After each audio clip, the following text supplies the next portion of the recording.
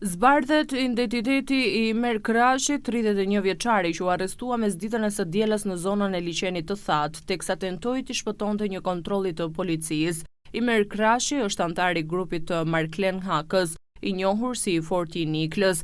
Policia e Tiranës njoftoi se Imer Krashi përdorte 3 identitete, Imer Masha dhe Imer Uka nga Kruja, bazuar në informacionet e marra se ky shtetas mund të kishte armë me vete në refuzimin për kontroll nga drejtuesi i automjetit dhe largimin me shpejtësi në drejtim të Tegut. Shërbimet e policisë janë vënë në ndjekje të automjetit, i cili për shkak edhe të trafikut të rënduar ka përplasur 9 automjete dhe 1 motomjet, në të cilin qarkullonin shtetasit ER 52 vjeç, punonjës policie jashtë shërbimit, dhe bashkëshortja e tij, shtetasja OR 46 vjeçe, të cilët ndodhen në spital jashtë rrezikut për jetën.